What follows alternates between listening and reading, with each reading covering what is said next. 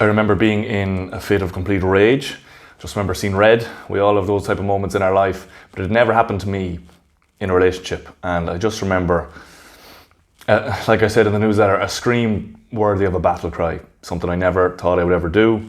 And just seeing, I'll always remember just seeing the look of complete fear, in someone you love, which is something you never want to experience. Maybe some of you have as well, but that's where I was. That's the situation I found myself in, just caught in a haze. Ended up, screaming, scaring her. She left the house. I was blocked on WhatsApp.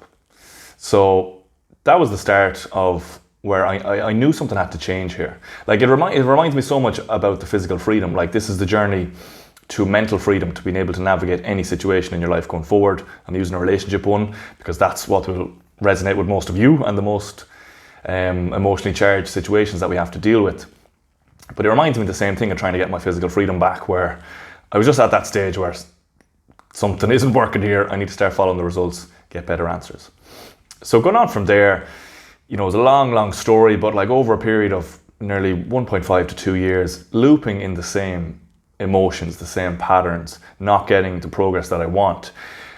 Feelings of guilt, feelings of rage, feelings of regret, feelings of resentment, all these type of things, same patterns happening, same looping emotions. And to make that story a little bit worse, we were neighbours. Okay, and I didn't even know I was a jealous person. Jealousy was coming out. All these different emotions were surfacing that I'd never encountered in my life. I thought I was self-aware. As you'll see when you go through, like most people, I'd done self-development for 7 years. I've read all the mindset books, but that wasn't working in this situation. Okay, so yeah, it was that period of, I actually ended up being the one to break off the relationship, but then on off, we're neighbours. She ends up moving on with someone else, as she should, but we're next door neighbours. So I see the car of the boyfriend there every day, and I go for walks 3 times a day. So you have the context of it there. Some of you will have similar situations, maybe even worse, maybe not as worse. The whole concept and work we go through with this will be the same for everyone. So that was the initial situation, knowing that, like I thought of leaving. I thought of, I'm going to move away from here and this is what I have to do. But then when I really thought about it, that's not going to solve anything. That's running away from the problem. What if that happens again in my life?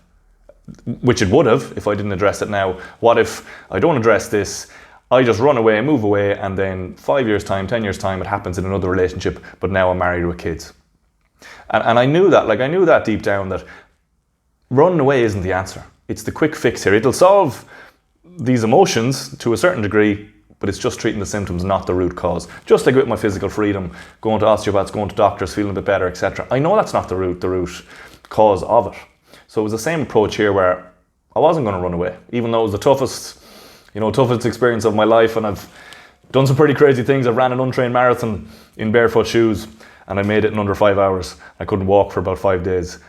I picked doing that again over going through the same situation without the level of deep self-awareness and mental freedom that I have now.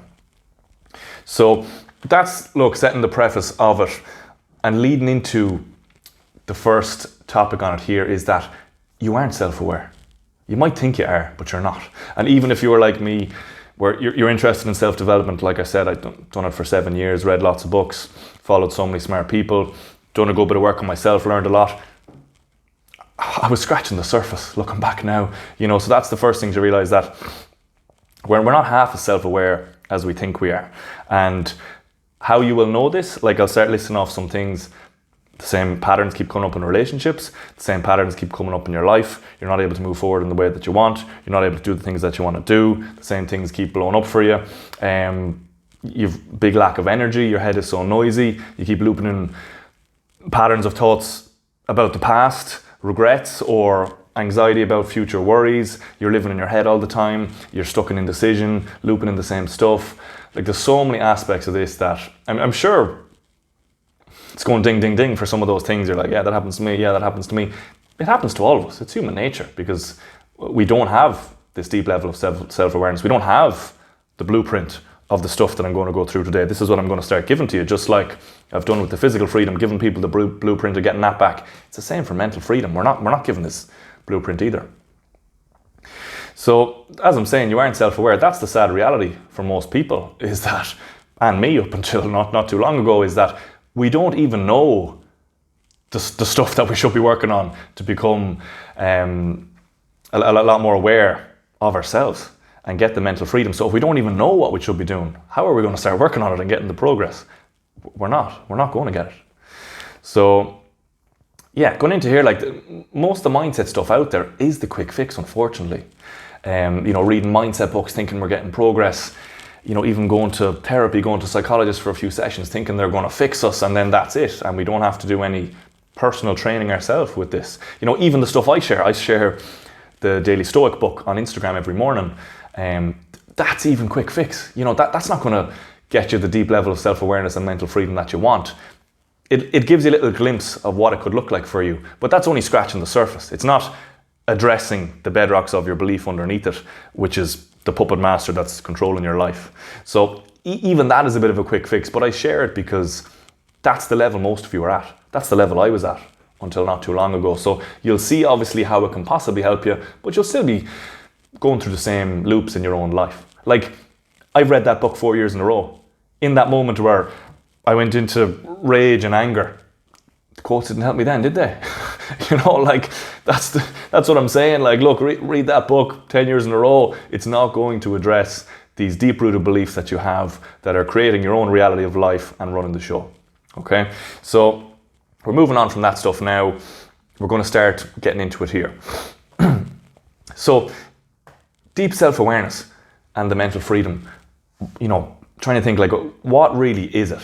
The best way I can describe it to you, because it is complicated, is mental freedom to me.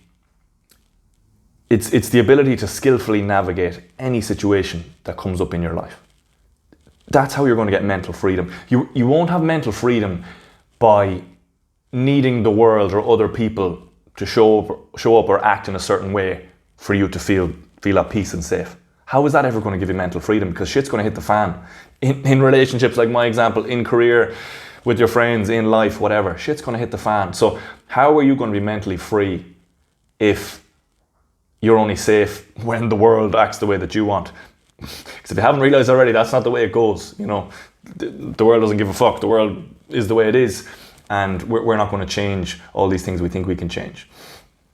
So that's what it is. Like, that's what all this deep self-awareness, mental freedom is. This is the end goal, being able to skillfully navigate any situation that arises in your life. And that, like, I can speak from that place, and obviously I'm still in the process, still a lot of work to do, which I'll continue to do forever, but that's what gives me peace. Like, no matter what situation comes up now, I'm going to be able to navigate it. Like, the irony of it is, that was just an ex-girlfriend, but going through that experience, all the work I've done since then, I would be able to handle a marriage, a divorce with kids and all of that better than I would have been able to handle this situation. So much better. It'd be night and day. Like, there's just an example of it. So that gives me complete, as I'm saying, mental freedom. I'm going to be able to skillfully navigate these situations as I'm going forward. By the end of this video, you're going to see how you can get to that place as well. And another reason as well, like that's the first reason, that's the main reason, that's what I wanted. I just wanted this mental freedom to be able to navigate through my life and not have to loop in these same emotions and being stuck in these situations. And it's a horrible experience. Nobody wants that. The second reason then for this deep self-awareness, once you get to that level, once you know yourself on a much deeper level, what happens? You know others on a much deeper level.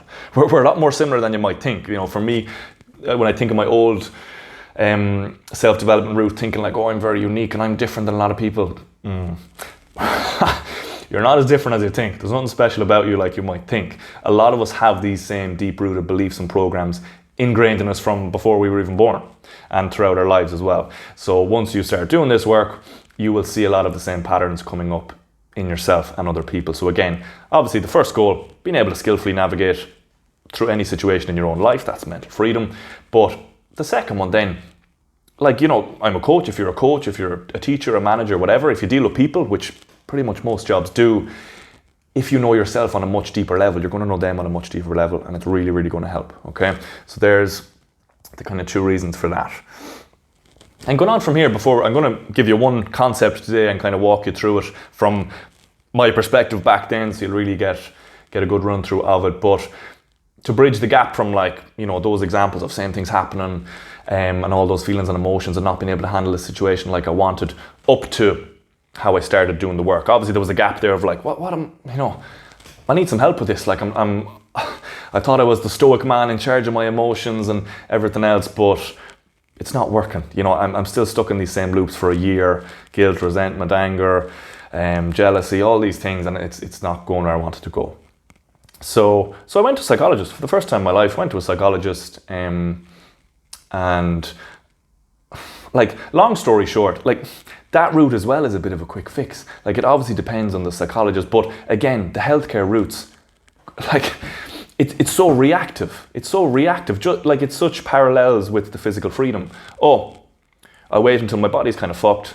Then I'll try and go to a physio, chiropractor, osteopath for the fix. Go a few times, then come back and just live like I lived before. Same thing. Oh, and I've done, you know, this is what I did. Oh, I'm in this bad situation now. I don't know how to handle it.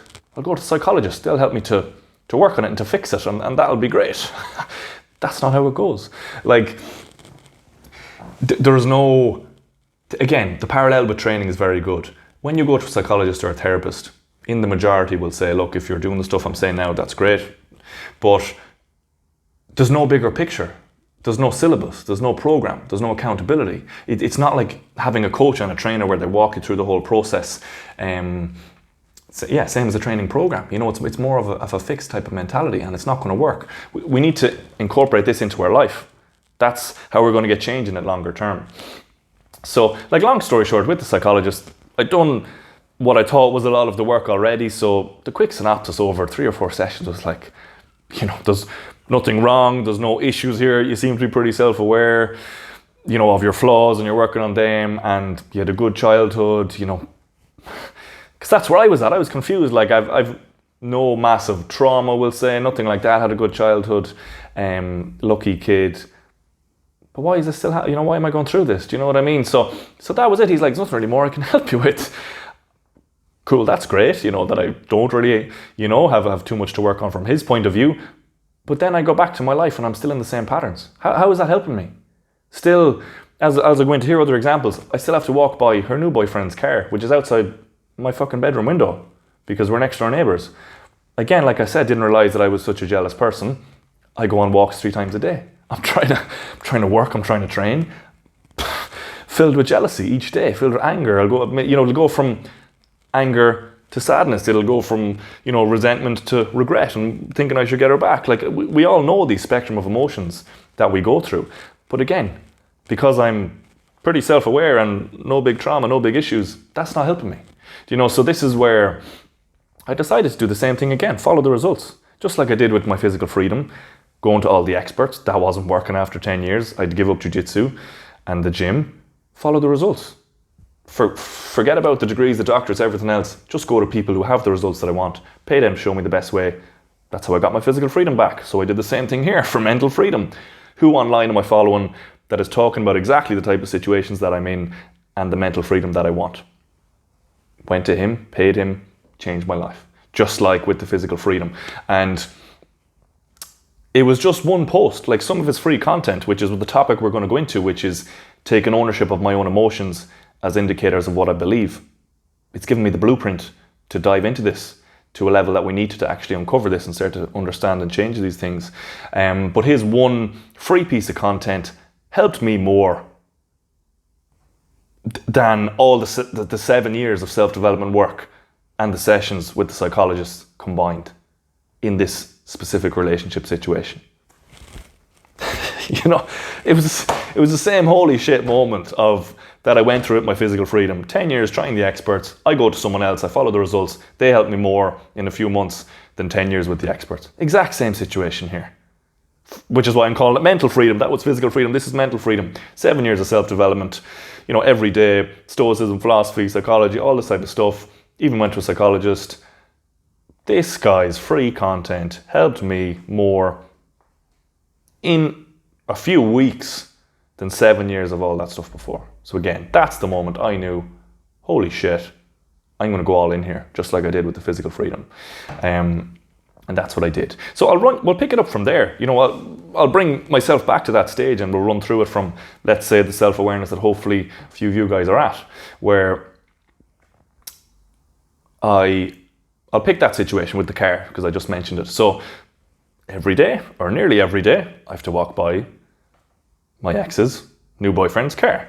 And, you know, even going to bed, I'm pulling across the curtains, I'll see it there. I'm like, sick feeling in my stomach, I'm trying to go to sleep. And if some nights I couldn't sleep, there was only maybe 3 or 4, because, you know, those 7 years of self-development work, they weren't in vain. They helped me to manage this. They helped me to manage it, to keep moving forward with business, with training. I still progressed over the year in those things.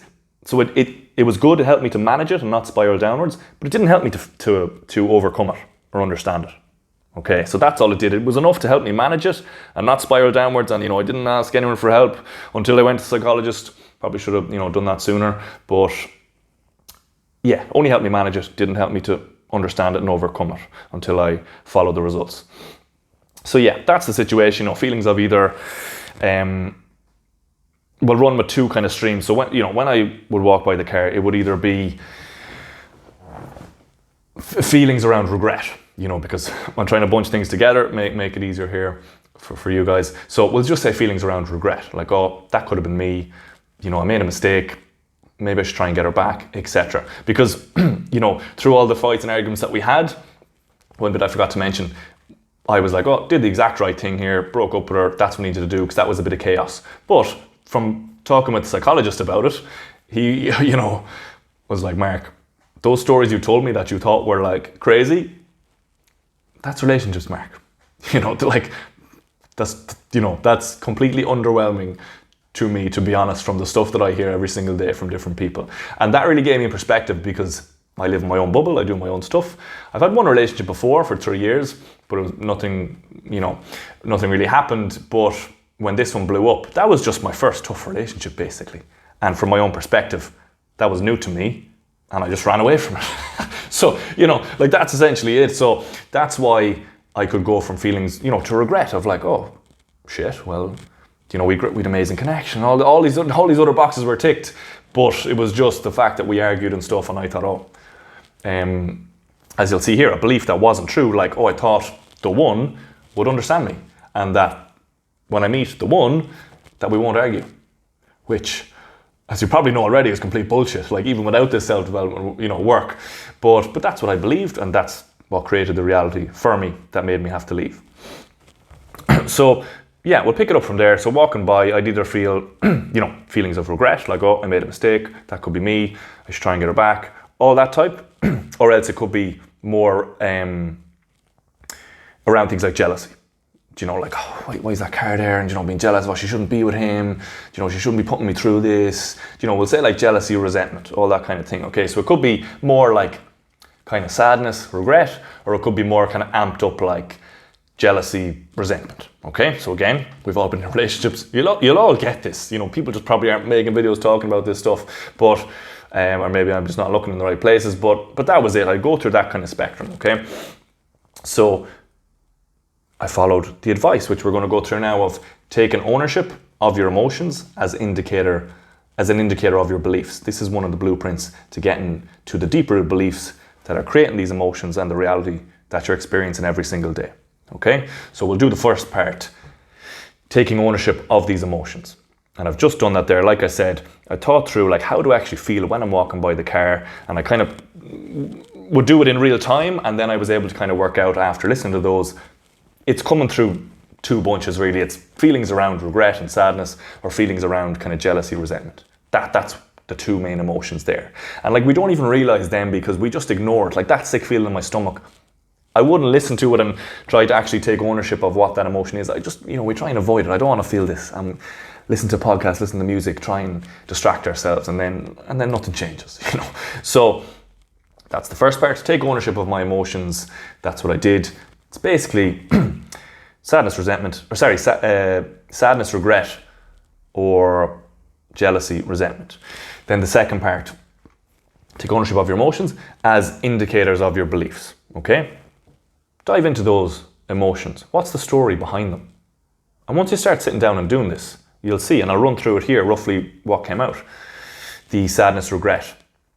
when you keep diving into that, like, why do you feel regret? Why do you feel sadness? You dive the whole way down. You know, I'm not listing all the structure and process and everything that go around this. You're seeing like less than 1% of the whole thing here, but you'll get the idea. Basically, I saw that I believed that she was the only one for me in the world, and that I've made the biggest mistake ever, and I'm going to end up alone. That's what's at the bottom of all that when you actually go all the way through to the end. And once you know that, now you have these deep-rooted beliefs, okay? You know, you've been up on the playground, on the seesaw, going back and forth, you're on the merry-go-round, like just looping in the same stuff, never getting anywhere. It's until you come away from that, excavating the earth, like digging into the foundation, see what are these deep-rooted beliefs that's causing the stuff up here, that's causing these emotions. Because as you'll see, the emotions are coming from the beliefs.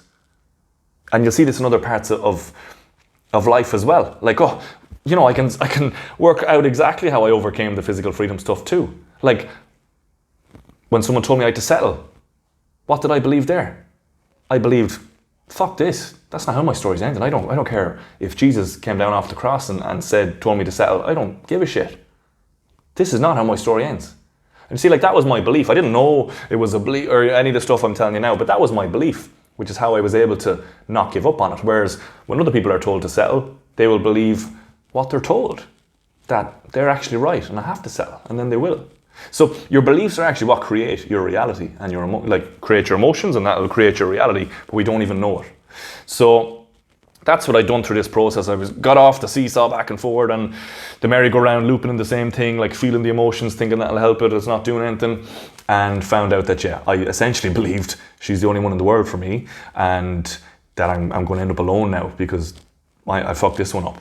And you can see that that's not true. Like, is she the only one in the world for me? No. There's, 7 billion people here? I have hundreds of other matches, thousands, hundreds of thousands, we don't know. But there's loads of other matches out there for me. So that I can dismantle that belief. As you'll see, we have to get in and dismantle these beliefs. So that was dismantled. I'm a man of logic. That I can, once I get to that stage, that doesn't make any sense. She's not. So, and the second one, that I'm going to end up alone, like, again, that doesn't make sense. Again, there's lots of other matches for me. Look, if I do or I don't, it's nothing to do with this situation. So again, that doesn't make sense either. So I could dismantle that one. And then once we go to the other side then, jealousy, resentment. Once we went through that whole process, what's the beliefs at the bottom of that? Trying to think back now. Basically around, like, it's all revolving around me. Okay? This whole situation is revolving around me. Because think through it. Like, I could, put out some of it here to make sense for you. How is she doing? How is she doing this to me? How is she letting him park that car outside here? She knows I live here. Like, how is she doing this to me? How is he parking his car outside there in front of my window? Whereas, there's all the jealousy, resentment, like, all revolving around me. And then I see that's what I believe. Okay, Mark. Does the world revolve around you? No, it doesn't. Does this situation revolve around you? Well, no, it actually doesn't. And then I have to think, from her point of view, from his point of view, if I was her, I broke up with her, what are you going to do? Sit there? Is she going to become a monk and just sit there forever and wait for me to come back for her? Like, no, she did the right thing. She moved on. That's what you should do. Like, I broke up with her. So, again, I'm like, yeah, I'm actually not resentful when I get to that point. I'm like, no, she did the right thing. And then I think of him. He doesn't even know me. So put me in his shoes. I have a new girlfriend, and I park outside her house when I go into her house. That's pretty normal.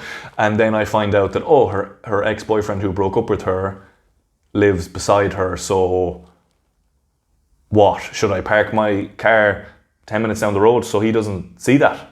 I'd be like, man, tell that control freak to fucking cop on and get on with his life and, take responsibility for his actions. There's consequences for his actions, and if he's coming over here telling me to move my car, there'll be more consequences for him. Like, if I really sat down and think about it, and then I'm like,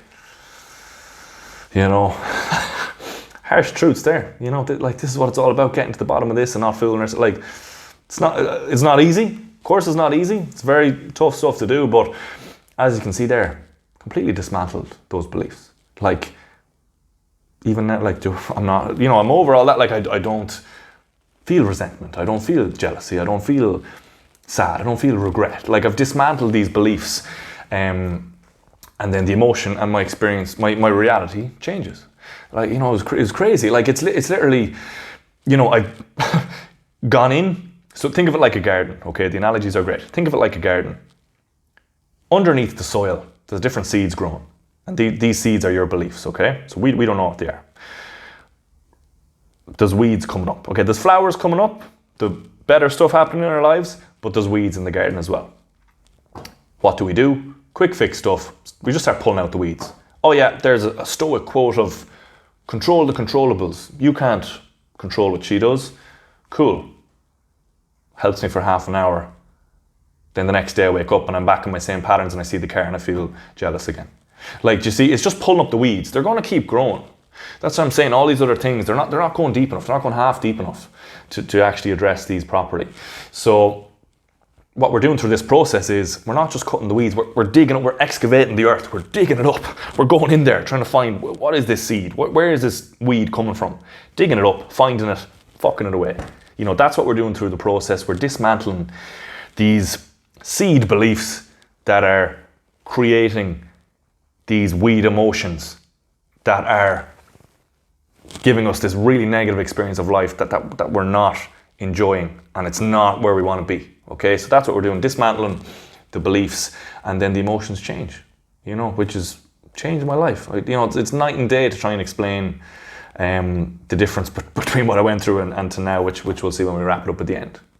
Your beliefs are the templates through which energy flows for you, and that becomes your reality. Okay, so like a great analogy you can think of here, if you're not kind of getting that, look, just like the seed, there's the beliefs there, the weeds and flowers coming up, which is your experience of life. That's coming from the seeds, from the beliefs, okay? So the beliefs, they're also the templates, you could say, is another analogy. Like, they're the templates through which energy is flowing for you. Like, the good analogy that I thought of here, no, I didn't think of it, someone told me that really helped, was think of it like you're in a mine, okay? So think of a mine worker when he's down there in the darkness. They have this little light on their forehead, okay? So wherever they look, that light is shining. And it's complete darkness. It's only a tiny bit of light wherever they're looking, okay? So this is your reality. The beliefs that you have shine the light towards data that confirms your belief, okay? So we can think of it like the flashlight out or the template in, like a filter. We will only use a filter, let in the information that is supporting our current beliefs. All the other information is going to go to the side and we won't even see it. Just like here, the flashlight's right here. This is all the information in our reality. We're hyper-focused on data that will confirm our beliefs. We don't see the rest around it. And like, that's your experience of life. That was my experience, as I said, jealousy, resentment, everything else. The information out here that, to dismantle them, like I said, of Mark, the world doesn't revolve around you, which was just dismantling all the jealousy stuff, and then, about me making the worst decision ever and being ended up alone and all that. That information is all around here, but I'm just hyper-focused on the information, like, oh, I made the mistake, I need to get her back, and all this kind of stuff. So that's my reality. That little bubble is your reality. And we've all been there. We've all been stuck in those emotions. And you can understand how it literally does become your reality. And only the people on the outside can see it, but we can't see it at the time. And all the stuff they tell us, it's not going to work. Because again, they're just saying like, move on. Like, how is things like that comparable to the process I just brought you through of, getting into the deep belief seeds? It's not going to change anything, okay? The beliefs are creating the reality, okay? That's essentially it. We're putting it more in black and white near the end, okay? So the beliefs that you have are creating your reality. And we need to dive into them, obviously, if you want to go about changing them. So like, that's literally what I did. I'm only giving you snapshots here and there. I'm not giving you the process, the big blueprint and structure behind it all, but that's how I overcame this. That's how I got the mental freedom back. That's how I can walk around here, see the car, wish them well. It's a no factor in my life anymore. I'm going doing the things I want to do, and I have the mental freedom back now. It's completely different than I was before. And I was in that for a year. It was only through this work, that made the difference. So essentially what I did was I systematically dismantled all the disempowering beliefs that were leading to these emotions that were the reality I was experiencing.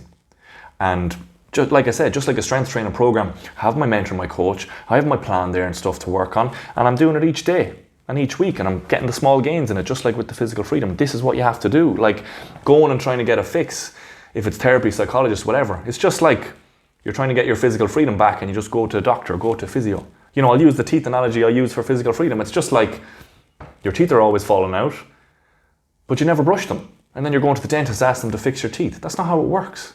Okay, like we're just being reactive instead of being proactive. We're going to finish off on these last two bits, okay? So the bigger picture that you have to kind of wrap your head around is you need to look at the process of regaining your mental freedom as an array of skills to be trained, okay? It's not something you know that you get, or like a fix that you get, or a skill that you just get overnight. Like it's an array of skills that you have to train over time. And this is how you regain the mental freedom over time. Okay, so I'll give you a tiny bit of structure here, which made complete sense to me in the way that I think about it. Because you might be thinking, oh, this is all great. How would I end up structuring this into my day? You think of it like two parts, okay? First part is the learning, okay? So the first part is the learning, just like you want to be an accountant and you're doing an accounting degree, okay? Or whatever it is, there's a part where you have to learn before you get out there and start doing the thing. So it's the same here. You have to learn. Just so it will be like the stuff I was telling you there. What emotions am I feeling in that situation? Diving into the emotions, seeing the narrative and the story behind the emotion, what belief is underneath that. All this stuff, that's done like study. Like it's same as anything else. So that's the learning part. That has to be done separately. The second part then is the practice. And the practice, this is the battlefield of life. This is where we practice and improve on these things. In relationships, in your career. This is where we actually get the practicing. Because again, sitting down at home reading 107 mindset books, thinking you're getting progress. You're not. You're going to get up, go into relationships in your life, and the same patterns are going to come up. How is that progress? It's not. It's the illusion of progress. It's not actual progress. You're not going to get your mental freedom back. So that's what we have to do. We have the learning section, which you can do as much as you want. I try and get a bit at least every week or even every day. And then you have the practice bit, which is throughout life. And life becomes a bit of a game then, because you go into other relationships and you'll just be so much more aware of why you are the way you are, why you act the way you are, coming from your beliefs, and you can change them over time. And like so many different things. I could pop 100 examples off my head. I'll give you one here. I used to think that people didn't listen to me, that people didn't care about what I had to say. And then, like through this type of work, it became so clear. Why did I think that? It was because in situations in relationships, I would say something and someone would talk over me. Okay? Like a girlfriend, even a friend, even my mom. Okay? And then the feeling, but not resentment, lesser than that, but like over time, that's just like they're not even fucking listening to me. Like I'm saying this thing here, I listen to everything they said, they're not listening to anything I'm saying. And then, you go down to the belief and everything below it of, again, more that the world revolves around me. Everyone should be listening to what I'm saying. And then you're like, do I listen to everything they say? Well, no, I don't. And you go through all that and you can dismantle that as well. And that's human nature. Like, different things are going on in different people's lives and no one means to really talk over you and all this type of stuff. And now I'm calm. I'm at peace in those situations and I can just move on to the next part of the conversation, and these are all things, we'll all get these type of things as well, because like I said, we're very similar in these deep-rooted beliefs, but we just don't know it at the time. So, and I saw that only came up with people that I had a real connection with, like my mother, a girlfriend, some of my best friends. Other than that, I wouldn't care. You see, so very interesting stuff once you start to dive into it all, and like I said, life-changing, literally life-changing. So with that, you've the learning, you've the practice. I'm going to give you an analogy here to wrap that section up, okay? The analogies are great. I like giving a few of them. Some resonate with some people better, others with different people better. Okay, so it's the analogy of the swordsman, okay? If you want to be a skillful swordsman, how does it happen? Do you just run out on the battlefield without any prior learning or training and think you're going to be a skillful swordsman?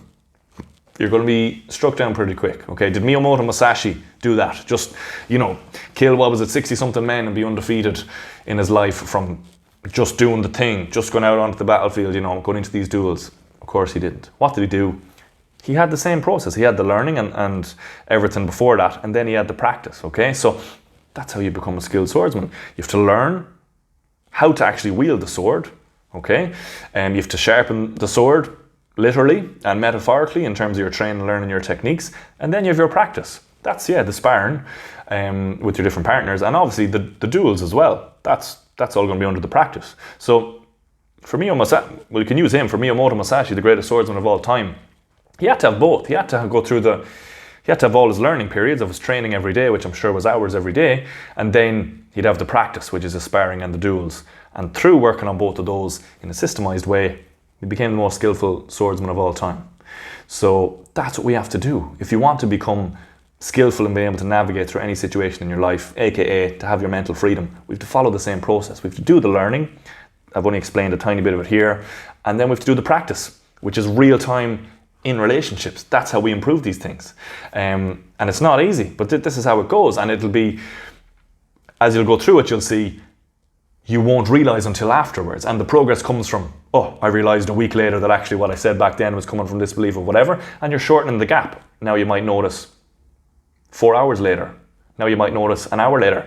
Eventually, you'll notice in the moment of what's happening. And now you're aware of it. There's the freedom. You have the freedom to make a different choice now. You have the freedom to not latch onto the previous patterns that you've had your whole life and loop into the same spirals going downwards again. You have the freedom to make a new choice now. The freedom has come from this deep level of self-awareness. And the new choices will create new patterns of how you actually want to act in this life. New empowered patterns that will let you be the person you want to be in this life and have the relationships that you want to have going forward. And everything else as well. We'll wrap it up then by finishing off in the last section that empowerment is the main goal here. It's just like the physical freedom. What's the end goal? For you to be able to have the physical freedom to do whatever you want with your body and not relying on chiropractors, doctors, etc. to fix you. You have the blueprint yourself. And it's the same here for mental freedom. That's what we want, to be able to skillfully navigate any situation that's coming up in our lives. The empowerment never comes from external factors. Okay, it's like you're never going to be empowered yourself if you're relying on other people to fix you or other people to act how you want or other life situations to be the way that you want. That's not where it comes from. It comes from being able to skillfully navigate any situation that's coming up in your life.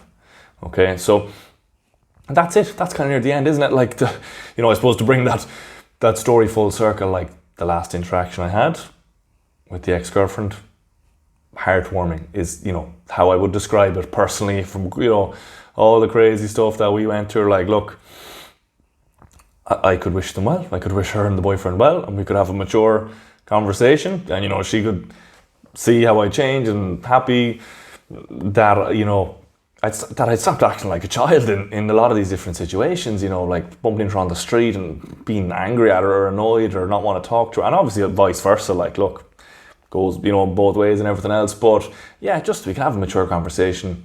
She could see how I've changed. I can see she's getting on pretty well as well. And we're just both happy for each other. And that was it. And we had a good conversation and we laughed, about we talk and laugh about the madness of it all as well. But that's it. That's life experience. That's, as I'm saying before, that's the battlefield. This is where you learn the things. And like a good point as well, which I think I forgot to mention, was the relationships. The relationships are our biggest mirrors going forward. That's, like I said, with the learning part and the practice. The practice is in your job, in your career. It's essentially in relationships with other people. That's where you're going to see your own patterns coming up, and that's where the work is going to start. Okay, so we'll leave it there. There'll be a lot of other resources then down in the description. So yeah, you'll see all the links there, links to the socials. The coaching application link will be there too. For those who don't want to settle, want to be proactive with this going forward, the physical freedom, mental freedom, lifestyle design, fill out the form. I'll be in touch then with some more information. But that's the final thing as well. Like, you've two choices from here now.